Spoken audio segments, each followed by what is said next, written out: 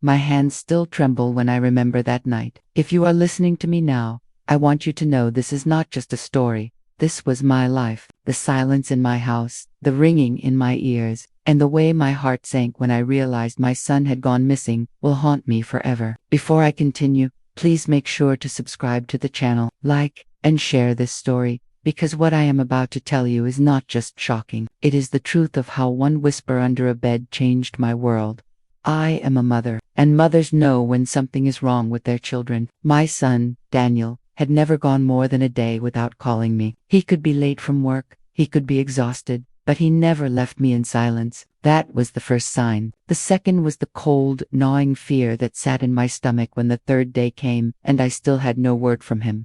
I went to his house, expecting him to laugh at me for worrying too much. His porch light was still on, the mail was piling at the door, and the blinds were half drawn. I knocked on the door, calling his name. "Daniel, it's me, Mom." No answer. The stillness inside that house did not feel right. Mothers know something was wrong.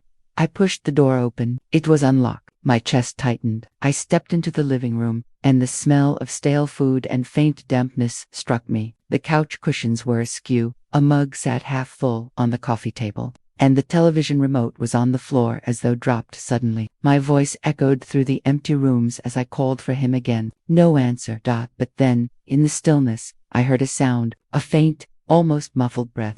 I froze. It was not coming from the kitchen or the bathroom. It was coming from the hallway that led to Daniel's bedroom. My steps were slow, careful, every nerve in my body alive with fear. I reached his bedroom door and pushed it open.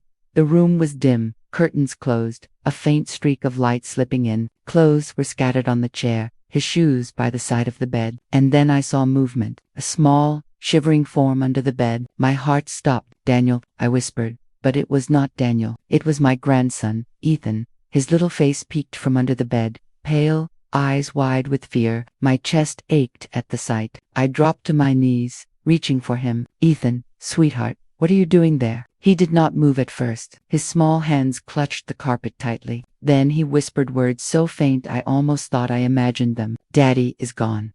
I pulled him out gently, hugging him to my chest, feeling his body tremble against me. His hair was messy, his clothes wrinkled, and there were dark circles under his eyes as though he had not slept. I kissed his forehead and asked again, "Where is your daddy?" Ethan's eyes filled with tears. He shook his head, then pressed his lips to my ear and whispered, "There was someone in the house." My blood froze. I looked around the bedroom. Nothing seemed out of place except the sense of dread that hung in the air. I held Ethan tighter and tried to keep my voice calm. "Sweetheart, tell me what happened." He swallowed hard, his little body shivering. "Daddy went to the door. He told me to hide. He told me not to come out." Then I heard shouting. I heard things breaking. And then, I didn't hear Daddy anymore. The room seemed to close in around me. My son had told his child to hide, to protect him, and then vanished. I wanted to scream, to run through every street until I found him. But Ethan's fragile body in my arms reminded me I could not fall apart. Not yet. I led Ethan to the living room and tried to distract him with a glass of water. He clutched the cup with both hands, sipping slowly. His eyes never left the hallway. I dialed Daniel's number again, praying, begging for him to pick up. Straight to voicemail. I called the police. My voice shook as I explained that my son was missing, that his child had been found hiding under the bed, that something terrible had happened. The officer's tone grew serious. They told me to stay put, not to touch anything, that a unit would be dispatched immediately. Minutes felt like hours as I sat with Ethan, rubbing his back, whispering that everything would be all right even though I was drowning in fear myself. He leaned against me, small and fragile, clutching his stuffed toy that he must have pulled under the bed with him. When the police arrived, their presence filled the house with a mix of relief and terror. They moved quickly, sealing off the rooms, asking me questions. One officer knelt in front of Ethan, speaking softly, but Ethan only shook his head and buried his face against me. Another officer asked me when I last saw Daniel. I told them it had been 2 weeks. 2 weeks without a word. 2 weeks of silence that I had brushed off as busyness or stress. Guilt clawed at me. Why had I not come sooner? Why had I not listened to the voice in my heart that told me something was wrong? The officers searched the house. Every creak of the floorboards, every door opening, sent my heart racing. I sat on the couch, holding Ethan, whispering promises I was not sure I could keep. Then one of the officers called out from the kitchen. His tone was sharp, urgent. We followed. He pointed at the floor near the back door. There were marks, scratches, as though something heavy had been dragged across the tiles. My breath caught in my throat.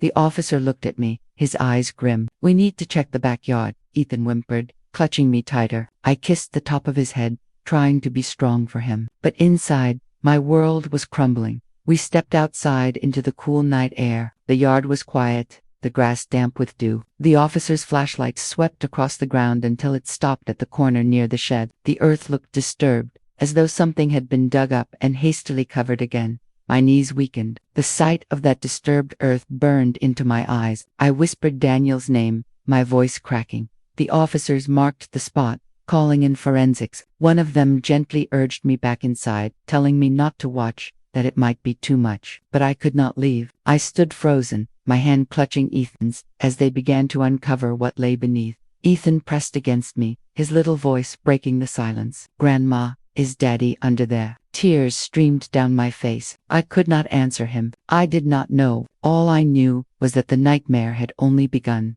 Asterisk. The backyard was wrapped in an eerie silence as the officers marked the patch of disturbed earth. Flashlights swept across the lawn, their beams cutting through the darkness, revealing details that made my stomach tighten. The soil looked too recently turned, it screamed of something hidden, something unnatural. I held Ethan close. His small hand clenched tightly in mine. His eyes followed every movement, his lips trembling with unspoken fear. I wanted to shield him, to cover his eyes, but he refused to look away. He was waiting for his father, hoping to see him step out of the shadows, alive and smiling. My heart broke because I did not have the same hope anymore. The officers began their careful work, scraping away layers of earth. Each scrape of the shovel sent a chill up my spine. I wanted to scream at them to stop, to tell me that Daniel was alive somewhere else, but my voice caught in my throat. Ethan pressed closer to me, whispering, "Daddy told me to hide. Grandma, he told me to be brave." Those words stabbed through me. My son had tried to protect his child even in the face of danger. I bit my lip until I tasted blood, trying to keep myself together. One officer approached me, speaking gently but firmly. "Ma'am, we need you and your grandson to step inside the house while we continue here. This might not be something you should see." I hesitated. My body screamed to stay, to watch, to know the truth immediately. But Ethan's wide, frightened eyes reminded me of my responsibility. I nodded slowly and allowed them to guide us back inside.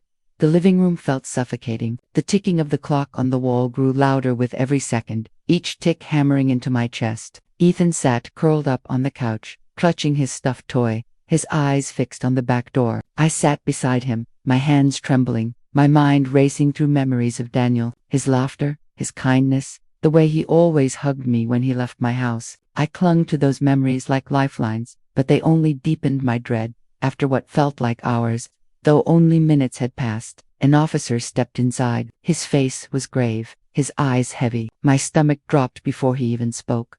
"We did not find a body," he said carefully.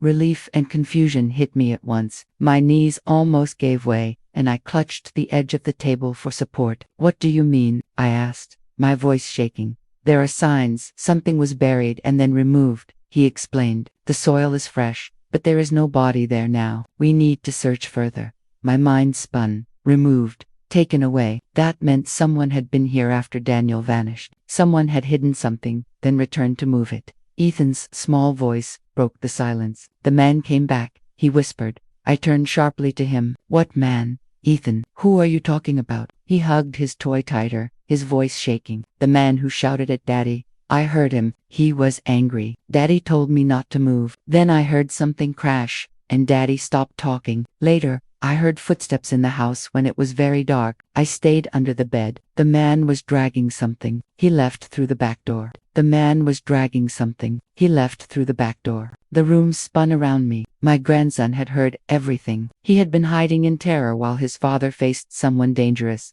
The officer knelt beside Ethan, his voice calm but urgent. "Ethan, can you tell us what the man looked like? Did you see him?" Ethan shook his head, tears filling his eyes. I only heard his voice. It was deep. He was so mad. He said Daddy owed him. Those words echoed in my head. My son had never spoken of debts or enemies. Daniel was hardworking, devoted to his family. Who could he possibly? My heart raced with questions I could not answer. The officers exchanged grim looks. One of them stepped aside to make a call, his voice low and serious. The other stayed with us, reassuring me that they would do everything to find Daniel. But reassurance was hollow when fear had already rooted itself in my soul. Hours passed in a blur. More officers arrived, combing through the house, collecting evidence, dusting for fingerprints. Every creak of the floorboards, every murmur of conversation deepened the knot in my stomach. Ethan eventually fell asleep on the couch, his small body curled tightly as though still hiding under the bed. I watched him, my heart breaking for the innocence stolen from him. He should have been safe in his father's arms, not hiding from monsters in the dark. As dawn crept in through the curtains, an officer approached me again. "Ma'am, we will need you and your grandson to stay somewhere safe. Whoever was here may still be a threat. Do you have relatives or friends nearby?" I thought of my sister across town, but a stronger instinct rose within me. "No," I said firmly. "I will stay here. This is my son's home. If he comes back, I need to be here. I cannot leave." The officer hesitated, then nodded. "We will assign patrol cars to watch the area, but I must warn you, if this man comes back, it could be dangerous." Danger no longer mattered to me, only finding my son did. After they left, the silence of the house felt heavier than before. I walked through each room, touching the furniture, the walls, trying to feel Daniel's presence. In his bedroom, I sat on the bed, staring at the place where Ethan had hidden. My tears finally spilled, silent and uncontrollable. I whispered into the emptiness, "Daniel, where are you?" A faint creak startled me. My head snapped up. It came from the hallway. My heart raced. I stood, listening, every muscle tense. Another creak, footsteps. I grabbed the nearest object, a lamp from the nightstand, holding it tightly. The footsteps grew closer. My breath caught in my throat. Then a shadow appeared in the doorway. My grip on the lamp tightened until my knuckles whitened. "Mom." The voice was faint, broken, but unmistakable. My heart nearly burst. "Daniel," I cried, rushing forward. But as the figure stepped into the light, my joy froze into horror. It was not Daniel. It was a man I had never seen before, his face hard, his eyes cold. He smirked at my shock, then whispered, "You should not have called the police." The man's words sliced through me like a knife. "You should not have called the police." His voice was steady, deep, and filled with something menacing. I felt Ethan stir in the living room. My heart pounded against my ribs so hard I thought it might burst. I tightened my grip on the lamp in my hands. My voice shook, but I forced strength into it. "Who are you? What have you done to my son?" The man took a step closer. His presence filled the room with dread. His eyes were sharp, calculating, and there was no trace of kindness in them. "Daniel owed me," he said flatly. "He made promises he could not keep. Now you and the boy are in the middle of it." I felt the weight of his words pressing against me. Daniel, my son, owing someone promises. It made no sense. My son was not reckless. He was careful, steady, and devoted to his child. My hands shook, but I raised the lamp higher. "Stay away from us," I warned. The man chuckled softly, a sound that made my skin crawl. "You think you can protect him? You could not even protect your son." Rage flared through me, overpowering my fear. I swung the lamp with all the strength I had. The crash echoed as it hit his shoulder, making him stumble back with a curse. I did not wait. I grabbed Ethan from the couch, his eyes wide and terrified, and pulled him close. "Run," I whispered. We bolted toward the front door. My breath came in ragged gasps, my feet heavy, but the only thought in my mind was to get my grandson out. The man roared behind us, his footsteps thundering after ours. I yanked open the door and pushed Ethan outside, urging him toward the neighbor's house.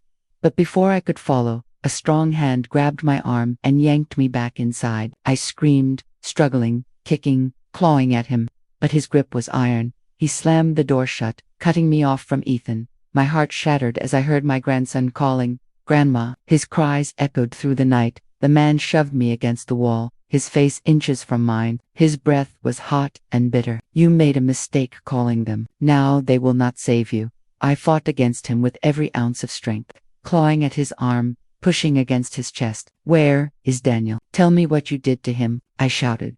His eyes darkened. "He paid his price, and if you do not want the boy to suffer the same fate, you will keep your mouth shut." Before he could say more, Red and blue lights flashed outside. The sound of sirens filled the air. My heart surged with desperate hope. He cursed under his breath and shoved me away, darting toward the back of the house. I stumbled, catching myself on the wall, gasping for air. The front door burst open, and officers stormed inside. Ethan ran into my arms, sobbing, and I clutched him tightly, burying my face in his hair. Relief flooded through me, but it was short-lived. The man was gone. He had vanished through the shadows of the backyard, leaving behind only fear and unanswered questions. The officers surrounded us, asking what happened. My voice shook as I explained, my words tumbling out. I told them about the man, his threats, his claim that Daniel owed him. I described his face, his cold eyes, every detail I could remember. One officer nodded grimly. "We will put out a description immediately. But if what he said is true, your son may have been involved in something dangerous." I shook my head fiercely. "No, you do not know my son. He would never put his family in danger. He was not reckless. He was not like that." But even as I said the words, doubt gnawed at me. Could Daniel have been hiding something? Could he have been desperate enough to fall into the hands of someone dangerous? The thought made my chest ache. The officers secured the house, searching every corner, but the man had vanished without a trace. They urged me to take Ethan somewhere safe, but I refused. If Daniel comes back, this is where he will look for us. I cannot leave him behind. So I stayed, surrounded by police, holding Ethan close. The night dragged on, each hour heavier than the last. My mind replayed the man's words over and over. Daniel owed me. What could that mean? When dawn broke, I finally managed to coax Ethan into resting on the couch. His small face was pale, his eyes swollen from crying. I sat beside him, stroking his hair, whispering promises that we would find his father. But deep down, fear tightened around me like chains. Later that morning, detectives arrived. They asked me to recount everything again, every detail, every word. I repeated the story until my voice was hoarse, each repetition making it more real, more terrifying. They took Ethan aside gently, asking him about the man. Ethan clutched my hand, refusing to let go, but eventually whispered what he remembered. The shouting, the crash, the footsteps dragging something heavy. The detectives exchanged glances. One of them finally said, "Ma'am, we believe your son may have been attacked and removed from this house. The man you saw could be directly involved." The words struck me like a physical blow. Attacked, removed. My vision blurred with tears, and I shook my head violently. "No, he cannot be gone. He is alive. I will not believe otherwise." They tried to comfort me, but their eyes told me they had little hope. Still, I refused to let despair take me. I had to be strong for Ethan. That night, when the house was quiet again, I sat in Daniel's room, staring at his photographs on the dresser, his smile, his joy, the light in his eyes, all of it burned in my heart. I whispered into the silence, "I will find you, Daniel, no matter what it takes."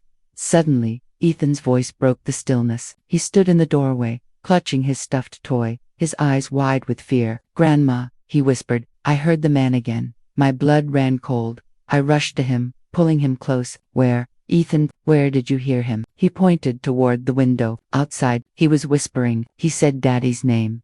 I froze, my heart thundering. I pulled back the curtain and peered out into the darkness. At first, there was nothing, just the empty yard, the trees swaying in the night breeze. But then, at the far edge, near the shed, I saw it. A shadow, a figure standing perfectly still, watching the house. The man was back. Standing perfectly still, watching the house. The man was back. The figure outside the shed did not move. His presence was like a shadow carved into the night, silent yet suffocating. My breath hitched as I held the curtain just slightly open. Ethan clutched my waist, trembling, his voice barely a whisper. "He is watching us, Grandma." Every instinct screamed at me to call for help, to shout for the police who had promised to patrol the area. But fear gripped me. What if my noise scared him into running before they arrived? What if this was my only chance to find out what he knew about Daniel? I lowered myself to Ethan's level and cupped his face with both hands. "Stay inside. Do not open the door for anyone but me. Do you understand?" His little head bobbed quickly, though tears shone in his eyes. "But what if he takes you too?" I kissed his forehead,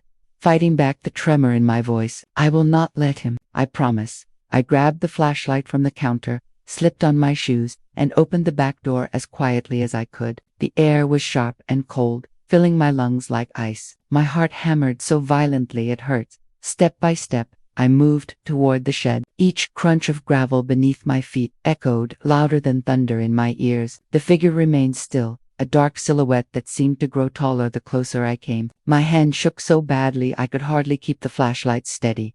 "Who are you?" I demanded, my voice stronger than I felt. "Why are you here? What have you done with my son?" The figure shifted at last, tilting his head slightly. When the beam of my flashlight caught his face, my stomach twisted. It was the same man. Those cold, merciless eyes, that cruel mouth. "You should have listened," he said, his voice a chilling calm. "The boy talks too much. You should keep him quiet before someone else does." My blood turned to fire. I lunged forward and swung the flashlight, striking his arm. He hissed and staggered back, but his smirk never left. "You fight like your son did." He thought he could resist too. Rage and terror surged together inside me. "Tell me where Daniel is, now." The man leaned closer, his words a poisonous whisper. "Your son is gone. But if you want to keep the boy alive, you will stop asking questions." Before I could strike him again, headlights flared from the driveway, police cars roared into the yard, sirens wailing. The man darted into the trees with the speed of a predator, vanishing into darkness before the officers could reach him. I collapsed to my knees, clutching the flashlight, shaking uncontrollably. An officer rushed to me, helping me stand. "Ma'am, are you hurt?" "I am fine," I choked out. "But he was here. He knows something about my son. He is toying with us." The officers fanned out with flashlights and dogs, combing the woods, but I knew it was useless. He was gone again, leaving only fear in his wake. Back inside, Ethan flew into my arms, sobbing. "I thought he took you too," he cried into my chest. I held him tightly, my heart breaking. "No, sweetheart, I am here. I will always come back for you." The detectives questioned me again, pressing for every word exchanged. I repeated the threat, the hint about Daniel resisting, the warning to keep Ethan quiet. Their faces hardened with concern. One detective, a tall woman with sharp eyes, finally said, "Ma'am, this man is not just dangerous. He is obsessed with controlling you. He wants to scare you into silence. That makes him even more dangerous." I clenched my fists. "Then catch him. Do whatever it takes. He knows where Daniel is." They assured me they would not stop searching, but I saw the doubt in their faces. To them, Daniel might already be gone, but to me, he was alive, and I had to believe that. That night, when the house finally grew quiet again, I tucked Ethan into bed. His little body shook even as he tried to be brave. "Grandma," he whispered, "Daddy was here the night he disappeared." I heard him crying. I froze, my heart skipping. "What do you mean, Ethan?" He hugged his stuffed toy tighter. "I was in bed, and I heard Daddy talking. He was begging someone not to hurt him. Then there was a crash, and after that, the man came. Daddy told me to hide." Tears burned my eyes. My son had tried to protect his child, even in his last moments at home. I brushed Ethan's hair back gently. "You are very brave for remembering that. Sweetheart, we will use what you told me to help bring Daddy back." But as I kissed his forehead, fear clawed at my insides. If Ethan heard all of that, then the man knew he was a witness, and witnesses were dangerous to people like him. I hardly slept. Every creak of the house made me jolt. Every gust of wind felt like footsteps. I kept a knife on the nightstand, gripping it so tightly my hand cramped. My mind would not stop replaying Ethan's words. His memory was the missing piece, but it also painted a target on his small back. The next morning, I made a decision. I called the detectives and told them everything Ethan had confessed. They listened intently, their expressions grave. The female detective spoke quietly but firmly. "If the boy is the only witness, we need to protect him. And you, then do it," I demanded. "He will not stop until he silences us." By afternoon, arrangements were made. Officers would rotate outside the house. A patrol car would pass every hour, but I knew deep down the man would not be stopped. He had already proven he could slip past barriers like smoke. That evening, as I prepared dinner, Ethan sat at the table drawing. He held up his paper proudly. "Look, Grandma, I drew Daddy, and that man." My stomach dropped when I saw it. Daniel stood smiling on one side, Ethan beside him. On the other side was the shadowy man, drawn with dark, jagged lines. Between them was something I had not expected, a symbol. A circle with an X through it, scrawled in a child's uneven hand. "Ethan," I asked gently, pointing to it, "what is this?" His voice went soft. The man had it on his arm, like a tattoo. "Daddy said it meant trouble. I felt the blood drain from my face. A mark, a symbol. This was more than just a random threat. Whoever this man was, he belonged to something larger, something dangerous. I folded the drawing carefully, my hands trembling, and tucked it into my pocket. Thank you, sweetheart. You are helping more than you know. That night, I showed the detectives the drawing. Their faces grew grim. We have seen this symbol before, one said. It belongs to a group involved in extortion and trafficking. If your son crossed them, it could explain everything. My knees nearly buckled. Extortion, trafficking, words that tasted like poison. Daniel, my Daniel, involved with people like that. The thought crushed me. But what if he had no choice? What if he was forced? The detectives promised to run the lead, but I saw fear in their eyes too. They knew what we were dealing with. This was not just a single man, it was a network. And now, because of what Ethan remembered, we were entangled in it.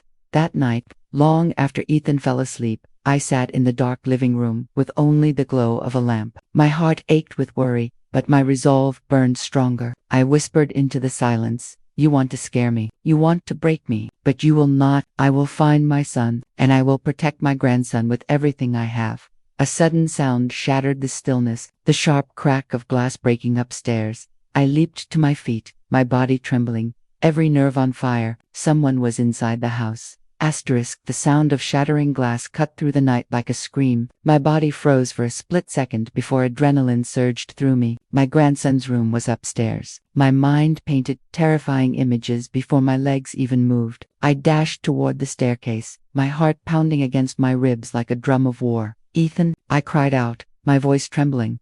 From upstairs, I heard a muffled whimper. My worst fear ignited into reality. He was awake. He had heard it too.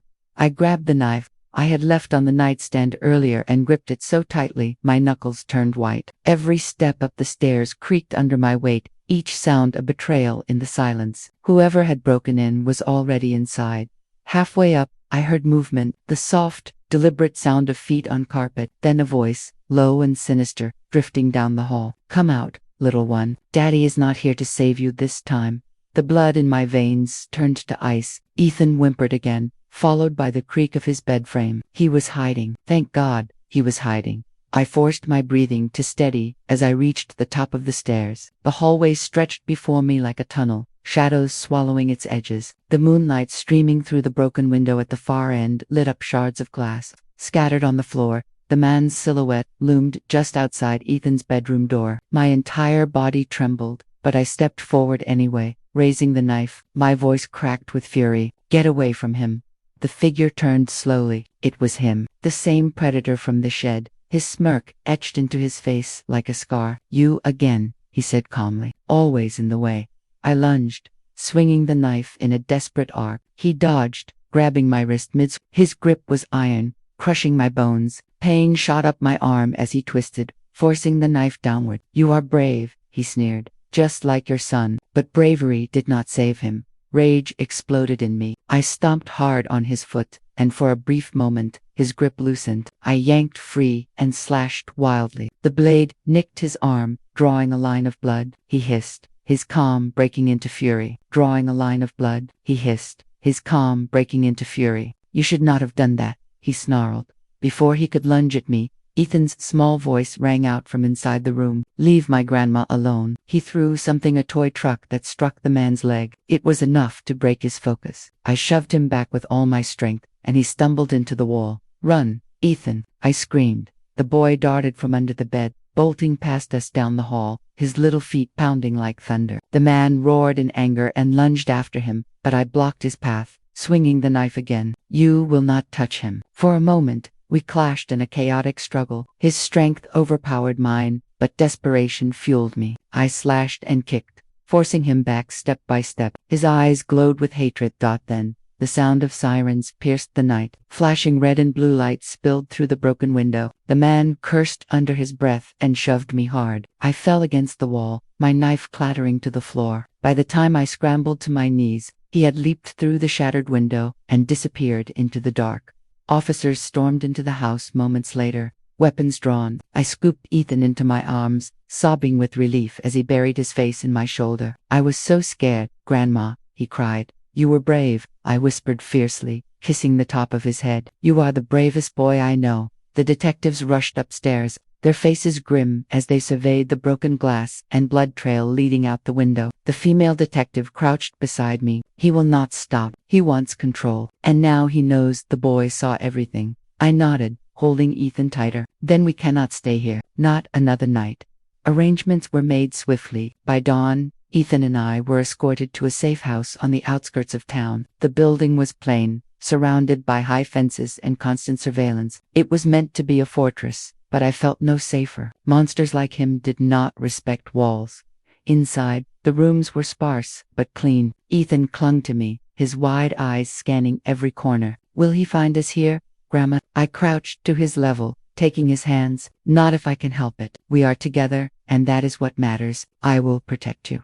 But inside, my heart screamed with doubt. The man had already proven he could slip past barriers. How long before he found this place to? Days passed in tense silence. Detectives came and went, gathering every detail from Ethan's memory. He described the night of Daniel's disappearance with heartbreaking clarity, his father's voice begging. The crash, the man's threats. Each word was like a dagger to me, but it built the case stronger. One evening, as Ethan drew quietly at the kitchen table, the female detective arrived with new information. She spread photos across the table, mugshots, crime scene stills, and documents filled with symbols.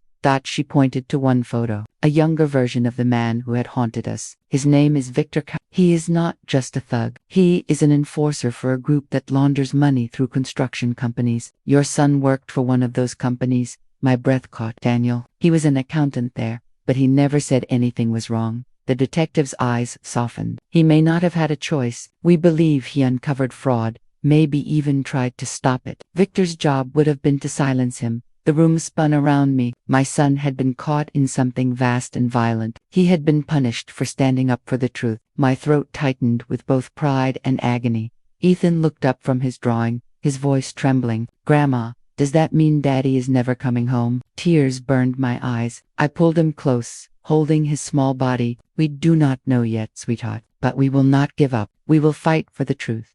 That night, I lay awake staring at the ceiling, listening to Ethan's steady breathing beside me. Victor Caro had turned our lives into a nightmare, but he had made one mistake. He underestimated the strength of a mother's love and a grandmother's resolve. The next morning, the detectives returned with urgent news. They had raided a warehouse linked to Victor's group. Inside, they had found documents, weapons, and most importantly proof that Daniel had been held there, alive. I asked, my voice cracking. They hesitated. We found blood. We cannot confirm yet, but there are signs he was there recently. My chest tightened. A fragile thread of hope dangled before me. Daniel might still be alive. But then came the blow. Victor had escaped the raid. He was still out there, furious, and more dangerous than ever. That evening, as I prepared tea in the safe house kitchen, the phone rang. The detective answered, her face hardening as she listened. She covered the receiver and whispered, "It is him. He called here." Cold dread washed over me. My hands shook so badly, I nearly dropped the kettle. The detective put the call on speaker. Victor's voice filled the room, smooth and venomous. "You think you are safe. You think walls will keep me out, but I see everything. I know where you are. The boy will not hide forever." Ethan whimpered and buried his face in my side. My fury boiled over. I leaned toward the phone, my voice sharp with steel. "You will never touch him again. You hear me, Victor? You will never win." His laughter was slow and cruel. "We will see. One way or another, you will break." The line went dead. The silence that followed was heavier than stone. The detectives exchanged dark glances, already preparing new strategies. But I knew the truth in my gut. Victor was coming. And the next time, he would not leave without finishing what he had started. The walls of the safe house felt like they were closing in on me. The air carried a heavy silence, broken only by the distant hum of the surveillance equipment and the occasional shuffle of the officers stationed outside. Ethan sat beside me on the couch, his little hand clutching mine so tightly that I could feel the faint tremors running through him. He had not spoken much since Victor's call. His drawings, once filled with color, were now covered in dark scribbles. He had drawn that symbol again and again, the circle with the X, as if it haunted his imagination the same way it haunted my dreams. The detectives rotated in and out, reassuring me that we were under constant watch, yet I could not shake the feeling that Victor was already steps ahead of them. His voice from the phone still echoed in my head. I see everything. That night, long after Ethan had drifted into a fitful sleep, I stood by the window and stared at the empty street beyond the high fence. Every shadow looked like him. Every rustle of the trees sounded like his footsteps. I pressed my hand against the cool glass and whispered a vow to the darkness. You will not take him. Not my grandson. Not after what you did to Daniel. The following morning, the female detective, whose name I had finally learned was Detective Marlowe, came with grim determination in her eyes. She sat me down at the kitchen table while Ethan played quietly in the other room. We have traced Victor's last calls. They came from burner phones, all near industrial areas tied to the same company Daniel worked for. We are closing in on him. My pulse quickened. Does that mean you will find Daniel? Her gaze softened, but there was hesitation. We cannot make promises, but the evidence suggests Daniel was alive longer than we thought. There is still hope. Hope. The word was like a fragile flame in my chest, flickering against the storm of fear. I clung to it desperately. But just as quickly, that fragile flame was threatened again. Later that afternoon, an officer came rushing into the safe house, his voice tense. We picked up chatter. Victor is on the move. We think he knows where this safe house is. My stomach dropped. Then what are we doing here? We cannot wait for him to come. He will not stop. Detective Marlowe placed a steady hand on mine. We have reinforcements on the way. If he tries anything, we will be ready. But I knew deep down that Victor thrived on slipping past defenses. He had gotten into my home with officers circling the neighborhood. A fence and a handful of guards would not stop him now. That night, I tucked Ethan into the narrow bed in the safe house bedroom. He clung to me, his voice trembling. Grandma, will Daddy ever come back? Or is he gone like Mommy? The question pierced through me like a knife. His mother had died years ago, leaving Daniel to raise him alone. I kissed his forehead, forcing strength into my words. We will keep fighting for your daddy, sweetheart. Do not lose hope. He nodded weakly, curling up with his toy truck. I sat beside him until his breathing slowed into sleep. Then I returned to the living room, where two officers kept watch. It was just after midnight when the first alarm sounded, a sharp beep from the surveillance monitor. One of the officers leaned forward, motion detected on the north perimeter. We all froze. The camera feed flickered, showing shadows, shifting just beyond the fence line. The second officer grabbed his radio. Possible breach, north side, requesting immediate backup. The response crackled back. Backup en route. 15 minutes. 15 minutes. My breath caught. Victor could do anything in 15 minutes. The feed flickered again, static rippling across the screen. Then it went black. One camera after another cut out until the entire system was dark. The officer swore under his breath. He killed the power. The house plunged into an eerie silence. The only sound was my pounding heartbeat. I grabbed the knife from the kitchen counter again, my hand shaking but ready. Then came the first crash, a heavy impact against the side door. The walls shook. Ethan's terrified cry rang out from the bedroom. Stay with him, I shouted at one officer, while the other moved toward the door, weapon drawn. The pounding grew louder, more frantic, until finally the lock gave way with a sickening snap. The door burst open, and Victor stepped inside like a nightmare made flesh. His arm was bandaged where I had cut him, but his smirk remained unbroken. I told you I would come. Gunfire erupted. The officer fired 3 shots, but Victor ducked behind the wall with terrifying speed. He moved like a predator, calculated and ruthless. In the chaos, I dashed to Ethan's room. He was sitting up in bed, clutching his truck, tears streaming down his face. Grandma, he is here. I scooped him into my arms. Hold on to me. Do not let go. We slipped into the small closet attached to the bedroom, my body shielding his. I pressed my finger to my lips, urging him to stay silent. My chest rose and fell rapidly as I tried to control my own ragged breaths. Footsteps thundered down the hallway. Victor's voice slithered through the air. Where are you, little one? You cannot hide forever. You saw what you should not have seen, and now your sweet grandmother thinks she can protect you. Ethan buried his face against my chest, his small body shaking violently, my arms wrapped around him like armor. The closet door rattled. My heart stopped. Victor was right outside. Then a deafening bang rang out. The officer fired again. Shouts filled the house. Victor cursed and retreated, his footsteps pounding away. I held Ethan tightly, whispering into his hair, "We are okay. We are okay." Moments later, Detective Marlowe burst into the room, her weapon raised, her eyes locked on us in the closet, and relief flooded her face. "They are here," she shouted to the others. We were escorted out of the room, officers forming a tight circle around us. The air reeked of gunpowder. The back door hung shattered, glass crunching underfoot. But Victor was gone again, vanishing into the night like smoke. The aftermath was chaos. Officers searched the grounds, dogs barking, radios crackling, but it was the same story. He had slipped through their fingers once more. Detective Marlowe pulled me aside, her face etched with worry. "This is escalating. He is no longer just threatening you. He is determined to take the boy." I held Ethan close, fury replacing fear in my chest. "Then we cannot just keep hiding. We need to find Daniel. We need to end this." Her eyes met mine, filled with both determination and dread. "You may be right. It is time to stop waiting for him to strike. We have to go on the offensive." Ethan tugged at my sleeve, his voice small but certain. "Grandma, I remember something else. Daddy told the man he would not sign the papers. He said he would never let them take the land." I froze. "What land, sweetheart?" He frowned in concentration. "The place with the big trucks. Daddy said it was ours. He was mad because the man wanted him to sell it." Detective Marlowe's eyes sharpened. "That could be the key. If your son refused to give up property tied to their operations, that would explain why Victor was sent after him." Hope and fear collided inside me. At last, a lead. A piece of the puzzle that tied everything together. I kissed Ethan's head, my heart aching with pride for his bravery. "You are saving your daddy's life, sweetheart. More than you know." But even as I said it, dread gnawed at me. If Victor wanted that land badly enough to kill Daniel, he would not hesitate to come after us again. And the next time, I was not sure walls or officers would stop him. As dawn broke, Detective Marlowe gathered her team. "We have a location to investigate, but it will be dangerous. We are dealing with more than Victor. We are dealing with an entire organization." I stood straighter, clutching Ethan's hand. "Then we fight, whatever it takes."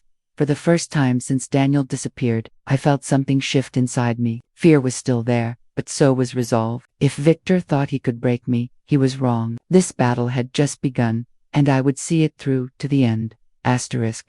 The courtroom was filled with attention so thick it seemed to suffocate every breath. Rows of wooden benches held people who had come out of curiosity, reporters with their notepads ready, and families of both sides watching with eyes that carried 1,000 emotions. I sat near the front, my hands trembling in my lap, as my grandson clutched my arm. His small fingers dug into my skin, not out of fear, but out of determination. The prosecution had called witness after witness, each one adding another nail to the coffin of Jessica's defense. There was the neighbor who testified about late-night arguments, the insurance agent who revealed the sudden and suspicious change in policies, and the coroner who explained in detail how my son's body showed signs of being moved after death. Every word sliced through me, reopening wounds I thought I had closed. Jessica sat at the defense table, dressed in a conservative navy dress, her hair pulled back neatly, trying to appear as the grieving widow. But I saw through the facade. Every time her lawyer whispered something to her, she would lean in and nod with a mechanical smile, as though rehearsed. When her eyes flicked toward me, they were cold, unfeeling, as though I was nothing but an obstacle in her way. The judge called for the next witness. The room grew quieter than it had been all day. The prosecutor stood and announced, "We call Daniel to the stand." My breath caught. Daniel, my grandson, looked up at me with eyes that carried both fear and strength. He was so small for such a heavy burden, yet I knew this was the moment everything hinged on. The truth he carried was heavy, but it was also our last chance for justice. The bailiff escorted him forward, his little legs moving steadily, though his fists clenched at his sides. He climbed into the witness chair, and the judge leaned forward slightly, softening his voice. "Do you understand that you must tell the truth?" Daniel nodded. "Yes, Your Honor." The prosecutor stepped closer, his tone gentle, as though speaking to a child in a classroom. "Daniel, can you tell the court what you remember from the night your father disappeared?" The room held its collective breath. Every eye was fixed on that small boy sitting so bravely before them. My own heart pounded so loudly I was certain everyone could hear it. Daniel swallowed, and then began. "I was in my room. I heard shouting. Dad and Jessica were fighting again. I heard a crash, like something heavy fell. I wanted to run to him, but I was scared. His voice quivered, but he pushed forward. I crawled under my bed and covered my ears, but I still heard him. He called my name once, and then there was silence. A murmur rippled through the courtroom. The defense attorney stood quickly. "Objection. This is hearsay, Your Honor." The judge held up a hand. "Overruled. The child is recounting what he directly witnessed." The prosecutor nodded reassuringly to Daniel. "You are doing very well. Did you see anything else?" Daniel's small hands gripped the edges of the chair. His knuckles were white, but his eyes held steady. "Yes. I saw Jessica come into my room. She was dragging something heavy down the hallway before that, and then she came to me. She told me to stay quiet, that Dad had gone away, but her hands had marks on them, red marks. I knew something was wrong." Jessica shifted in her seat, her jaw tightening. The mask she had worn for weeks was beginning to crack. The prosecutor leaned closer. "Daniel, what happened next?" Daniel's voice trembled, but he pressed on. "I heard the sound of the freezer in the garage. Later, I saw her lock it. I asked where Dad was, and she told me never to ask again, but I knew he was in there." The gasp that erupted from the courtroom echoed like thunder. People whispered fiercely among themselves, while reporters scribbled frantically. My own tears blurred my vision, but pride swelled inside me for my grandson. He had spoken the unspeakable. The defense attorney stood again, his voice sharp. "Your Honor, this is a child's imagination." He was frightened, confused. He could not possibly understand what he was seeing, but the judge's eyes narrowed. "Sit down, Counselor. The jury will decide what weight to give this testimony." Jessica finally broke her silence. She leaned toward her lawyer, hissing something furiously. Her hands shook, her composure unraveling in real time. The prosecutor gave one final question. "Daniel, is the woman you saw that night, the one who told you to stay silent, in this courtroom today?" Daniel looked directly at Jessica. His small finger lifted, pointing unwaveringly. It was her. The room exploded in noise, gasps and murmurs colliding like waves. The judge banged his gavel repeatedly, calling for order. My grandson sat still, unflinching, his fingers still raised. Jessica's face drained of color, and for the first time, fear flickered in her eyes. The judge called for a recess. As Daniel was led down from the stand, I rushed to him, pulling him into my arms. He buried his face against me, trembling, and I whispered, "You were so brave. Your father would be proud." Across the room, Jessica glared, her mask fully shattered. Gone was the grieving widow. In her place was the woman I had always known existed beneath the surface. A woman capable of cruelty and deception. As the jury filed out to take a short break, I knew in my heart that the tide had shifted. The truth was no longer buried under fear. It had been spoken aloud, piercing the lies and deceit. It had been spoken aloud, piercing the lies and deceit. But I also knew one thing. Jessica was not the type to go down without a fight. Her eyes, dark and filled with venom, locked with mine as she mouthed something I could not hear. But I understood all the same. This was far from over. The courtroom recess ended, and when everyone returned, the air felt different. Daniel's testimony had cracked open a door that could never be closed again. People who had doubted were now whispering to each other, convinced they had just witnessed the truth spill out from the lips of a child. The jurors filed back into their seats, their faces a mixture of shock and gravity, as though each one of them had been personally burdened with the knowledge of what had really happened. I sat with Daniel beside me. He leaned against my arm, exhausted from the weight of what he had done, but I could still feel the strength in him. He had carried a truth no child should ever carry, and yet he had spoken it with courage. I kissed the top of his head and whispered, "You were his voice today."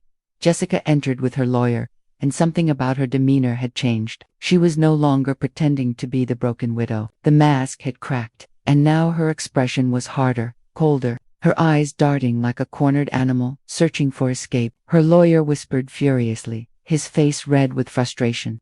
But she ignored him, sitting stiffly, her jaw tight. The prosecutor rose. "Your Honor, the state would like to submit physical evidence corroborating Daniel's testimony." He gestured to the detective sitting nearby, who carried a folder forward. Surveillance footage taken from a traffic camera near the property shows Jessica driving her vehicle late at night, hauling what appears to be a large, heavy object covered with a tarp. This was just hours after neighbors reported hearing arguments. In addition, forensic evidence from the garage freezer confirms traces of blood matching the victim, Mr. Robert Thompson. The folder was handed to the judge, then copies to the defense. The defense attorney sputtered, "This is circumstantial." We cannot assume anything based on grainy footage and supposed forensic traces.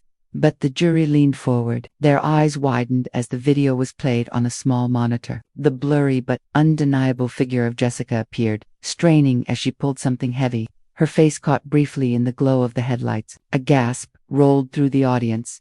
Jessica's composure cracked further. Her hands gripped the edge of the table, knuckles whitening, her lips pressing together so tightly they nearly disappeared. The prosecutor continued, his voice gaining strength. Ladies and gentlemen of the jury, the truth is clear. Jessica murdered her husband for insurance money. She attempted to cover it up, silenced anyone who stood in her way, and lied to her own stepson to protect herself. But she underestimated the bravery of a child who loved his father enough to speak. The defense attorney jumped up again. This is character assassination. My client is grieving, and this courtroom is allowing a child's imagination and manipulated evidence to determine her fate. The judge silenced him with a stern warning. You will control yourself, counselor. The trial pressed on, but the atmosphere had shifted permanently. Each word, each piece of evidence piled higher against Jessica. The jury had seen too much to go back. During the lunch break, I sat with Daniel in the courthouse cafeteria. He barely touched his food, staring at the floor. Grandma, he whispered, what if she comes after me? What if she comes after us? I lifted his chin gently, so his eyes met mine. She cannot touch you anymore. You told the truth. You are safe. Your father is watching over you. But inside, my own heart carried fear. Jessica's glare had not left me since the moment Daniel pointed at her. She was capable of cruelty, and I had no doubt she was thinking of every possible way to twist her way out of this trial. The afternoon session began, and the defense made its desperate move. Jessica's lawyer called her to the stand. She rose slowly, smoothing her dress as though the act alone could cover the darkness inside her. When she took her seat, her eyes swept the room, and for a moment, she tried to wear the mask again. Mrs. Thompson, her lawyer began. Can you explain to this court what your stepson claims to have seen? Jessica folded her hands neatly. Her voice came out steady, rehearsed. Daniel is a child. He has been through trauma. He misses his father and has been influenced by others, perhaps even unintentionally. Children imagine things, especially when frightened. I would never hurt my husband. I loved him. Her lawyer nodded, encouraging her. And the insurance policies. The financial changes. She smiled faintly. A performance. We had plans. We were building a future together. Responsible couples make these changes for security. His death was tragic, but it was not of my doing. The defense attorney turned to the jury. Ladies and gentlemen, my client is not a monster. She is a widow being accused by a grieving family looking for someone to blame. But when the prosecutor stood for cross-examination, Jessica's mask faltered. Mrs. Thompson, he began, his voice sharp but controlled. Do you deny being near the freezer in the garage on the night in question? Her lips parted, but no sound came at first. Finally, she said, I may have been in the garage, but that proves nothing. And do you deny dragging a heavy object into your vehicle that same night? Her eyes flicked toward her lawyer, then back to the prosecutor. I was moving storage items, old boxers, that is all.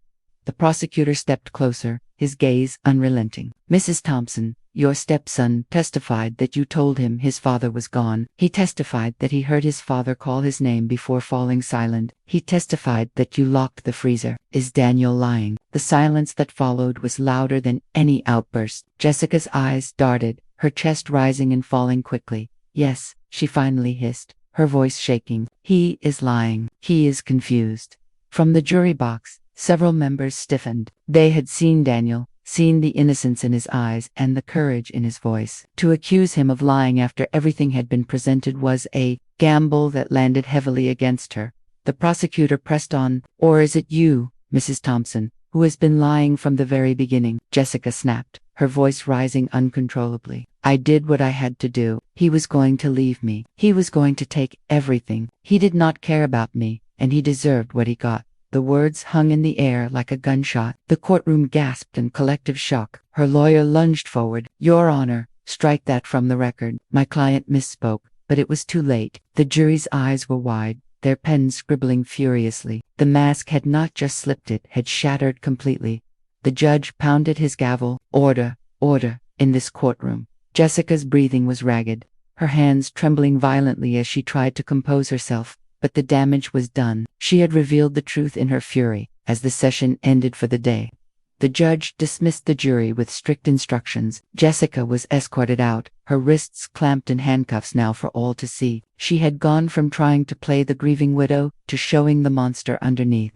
I held Daniel's hand tightly as we walked out of the courtroom. The reporters swarmed, shouting questions, cameras flashing, but I shielded him with my body. He had done enough. He had spoken the truth. And now it was the system's job to carry it forward. But, as we reached the car, I caught sight of Jessica being led away. Her eyes still locked on us, her lips curved into a twisted smile, and though her hands were chained, her gaze promised something dark. This battle was nearing its end, but I knew she would not stop fighting until the very last breath. The 9th day of the trial dawned with a heaviness that seemed to sit over the entire courthouse. The city outside bustled with its usual rhythm, but inside those tall stone walls, time slowed. The jury had heard every word, every piece of evidence, and now it was their duty to deliberate. Yet before they could retire to their chamber, one final storm waited to break. I held Daniel's hand tightly as we entered. He clutched his small stuffed bear, a comfort he had carried since the first night of his father's disappearance. The weight of his testimony still lingered in the air, and I could feel the eyes of strangers watching him, as if he were the fragile piece of truth holding the case together.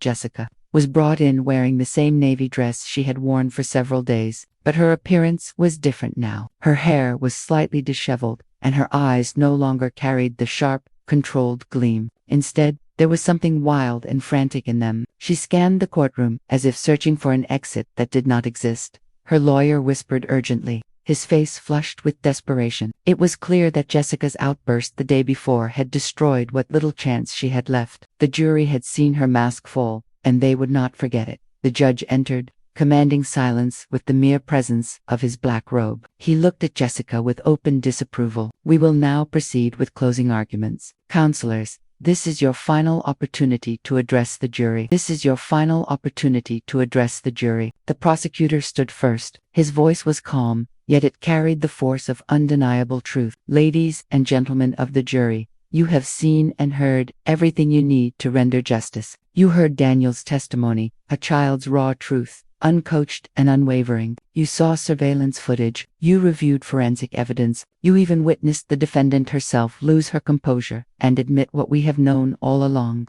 She acted with malice and greed. This case is not about confusion or grief. It is about a woman who placed money above human life, who betrayed her family, and who tried to silence the only witness who could expose her. I ask you to give Robert Thompson the justice he deserves and to give Daniel the protection he so desperately needs. Find the defendant guilty."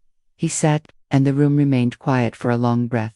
The defense attorney rose next, his shoulders hunched in defeat, yet still compelled to fight. His voice trembled with urgency. "Members of the jury, grief makes people act strangely. Desperation makes people say things they do not mean. Yes, my client lost her composure, but that does not mean she is guilty of murder. You have heard circumstantial evidence, but circumstantial evidence is not proof. You have heard a frightened child, but children imagine things when they are afraid. You must consider the possibility that this family, desperate to make sense of tragedy, has convinced themselves of something that is not true. Do not let sympathy cloud your judgment. There is reasonable doubt here, and by law, you must find her not guilty." He returned to his seat, his face pale and drawn. Even he did not seem to believe his own words anymore. The judge instructed the jury carefully and sent them to deliberate. The bailiff led them to a private chamber, and the courtroom emptied into the hallway. The tension was unbearable. Reporters swarmed with cameras and microphones, families huddled in whispers, and the sound of footsteps echoed against marble walls, as though carrying the weight of every fear and hope within them. I sat on a wooden bench, outside with Daniel pressed against me. He was quiet, his little hands gripping my arm, his eyes watching the doors to the jury room, as though waiting for them to burst open with the truth.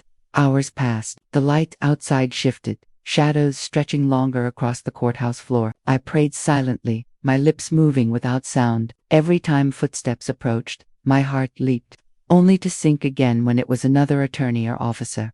Then, without warning, a commotion broke from down the hallway. Shouts rang out, and people turned their heads. Jessica had somehow broken free from her escort while being led back to holding. She shoved an officer to the side, her face twisted with rage, and bolted toward us. Gasps filled the air. Reporters scrambled, their cameras swinging wildly. Officers lunged after her, but in that split second, her eyes locked on Daniel. "You ruined everything," she screamed, her voice raw with fury. "You little liar." Daniel froze, his small body trembling against me. I pushed him behind me, my arms spreading wide as if my body alone could shield him from every danger. Before she could reach us, officers tackled her to the ground. The sound of the struggle was deafening. Shouts, grunts, the thud of bodies hitting the floor. Her screams echoed through the hallway, filled with venom and hatred. "You think this is over? You think you can take him from me?" Daniel buried his face in my side, sobbing. I wrapped my arms around him, whispering fiercely, "She cannot hurt you. She will never touch you again." The officers dragged her away, her wrists bound tightly in chains, her cries growing fainter as they pulled her down the corridor. Silence returned slowly, broken only by Daniel's quiet weeping and the frantic scratching of reporters writing down every word. Minutes later, the jury room doors opened. 12 solemn faces emerged, carrying the weight of justice in their expressions. Everyone rushed back into the courtroom. My legs trembled as I guided Daniel to our seat once more. The judge returned, his gavel striking to bring order. "Members of the jury, have you reached a verdict?" The foreperson stood, a slip of paper trembling in his hands. "We have, Your Honor." The bailiff carried the verdict forward. The judge unfolded it, his expression unreadable as he scanned the words. He returned it to the foreperson, who cleared his throat. "In the case of the State versus Jessica Thompson, on the charge of first-degree murder, we, the jury, find the defendant guilty." The sound that followed was indescribable. A wave of gasps, cries, and sighs of relief filled the room. I felt my knees weaken as tears poured down my face. I held Daniel close, his little arms wrapping tightly around me, and for the first time in weeks, I allowed myself to breathe. Jessica collapsed into her chair, her face pale, her mouth open, as if to scream, but no sound came. The chains on her wrists clinked as she shook her head in disbelief. But there was no escape left for her. The mask was gone, the lies had crumbled, and justice had been spoken by 12 voices, united as one. The judge's voice rang out with finality. "Jessica Thompson, you are hereby convicted of murder in the first degree. Sentencing will follow, but for now, you are remanded into custody without bail." The officers approached, pulling her to her feet. She struggled, thrashing violently, but her strength was gone. Her cries echoed through the chamber. "You cannot do this to me. He was mine. He was mine." Her voice faded as they dragged her away, the heavy courtroom doors closing behind her with a sound that felt like the closing of a chapter. The sealing of fate.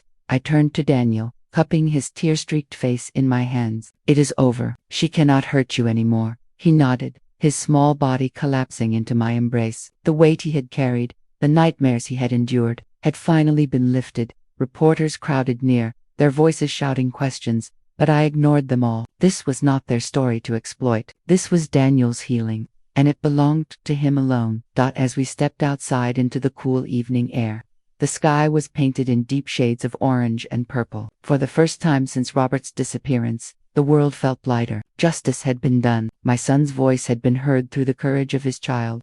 And though grief would never leave us, we had reclaimed our truth. I knelt to Daniel's level, brushing his hair back gently. "Your father would be so proud of you. You saved him, and you saved yourself," he whispered back, his voice fragile yet strong. I just wanted him to be heard.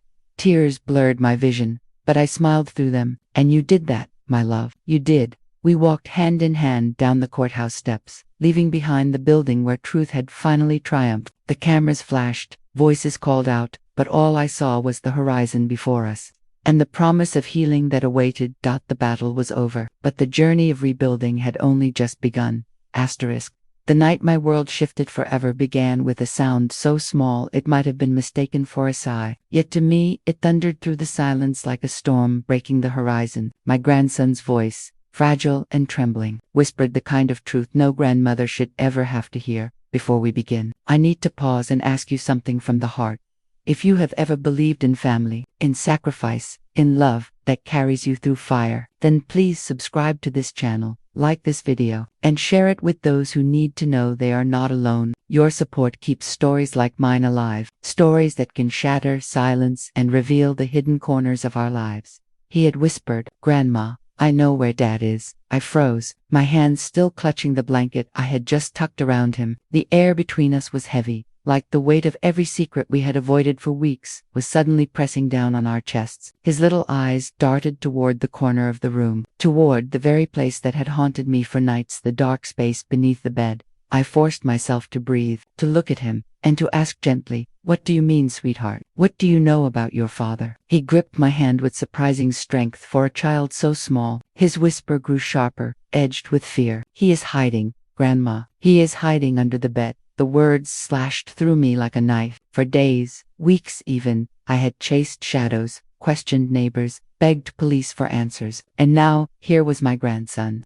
pointing to the very space beneath his bed where something had been moving in the darkness. I leaned closer, my heart pounding so loudly I feared it might wake the entire house. "Why would he hide there? Why didn't you tell me before?" Asterisk tears spilled down his cheeks. "Because he told me not to tell anyone. He said if I told, bad things would happen. But I can't keep it anymore. Grandma, I'm scared." His small confession unlocked a storm of terror and determination inside me. I squeezed his hand, trying to calm the trembling in his tiny body. "You did the right thing, sweetheart. You are safe with me." Slowly, carefully, I lowered myself to the floor and peered beneath the bed. The beam of light from the hallway barely reached into the shadows. At first, all I saw was a blur of shapes, the outline of storage boxes and toys. But then something shifted. A hand, pale and trembling, slid into the light. I gasped. Michael, my son's face, emerged from the darkness, gaunt and broken, his eyes wide with fear. He crawled out slowly, his body fragile, shaking as though he had been hiding not for hours, but for ages. I reached for him, instinctively, pulling him up into the light, into the world. I thought I had lost him too. "My God, Michael, where have you been? Why are you here? What is happening? Where have you been? Why are you here? What is happening?" He collapsed against me, sobbing in great, heaving waves that shook his entire frame. "Mom, I didn't know where else to go. I thought if I disappeared, they would stop, but they followed me. They are watching. I had to hide. I had to protect him." His eyes darted to his son, to my grandson, the only anchor he had left in this storm. The fear in his words was not the fear of a child, but the fear of a man hunted, cornered, and nearly destroyed. I pulled him tighter, my voice breaking. "Who is following you? Tell me everything. We can fix this. We can fight this together."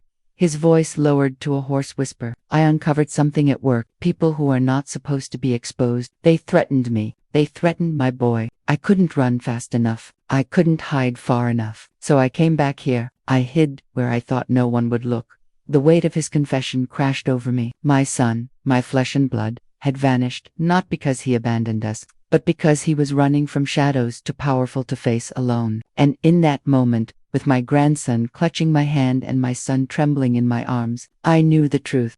The bed we feared had not been a place of nightmares, but of desperate survival. I lifted his chin so he would look at me. "Michael, listen to me. You are not alone anymore. You don't have to carry this in the dark. Whatever monsters you are fighting, we will face them together. Do you hear me?" He nodded weakly, tears streaking his face. My grandson leaned forward, wrapping his small arms around his father's neck, whispering words that nearly broke me in half. "I love you, Dad. Please don't hide anymore." That night, we sat together on the floor of the bedroom, the three of us, bound by truth, fear, and love. We stayed awake until the first light of dawn broke through the curtains. The shadows that once haunted that space seemed to retreat with the rising sun. But I knew our battle was not over. The threats outside still lurked. The people who had driven my son into hiding were still out there. Yet something inside me had shifted. I was no longer the grieving mother searching blindly in the dark. I was the shield, the protector, the warrior my family needed.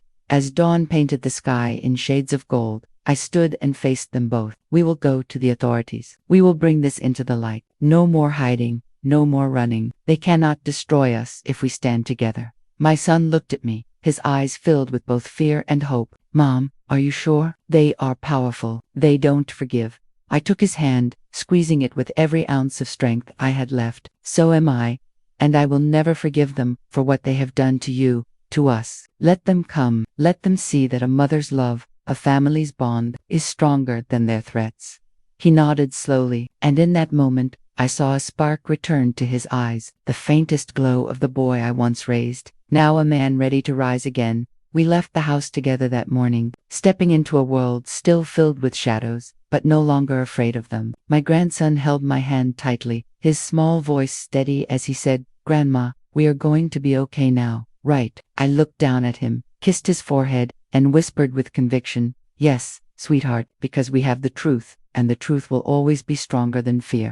And so our story, born in whispers beneath a bed, became a battle cry for survival, for love, for family. Love, for family.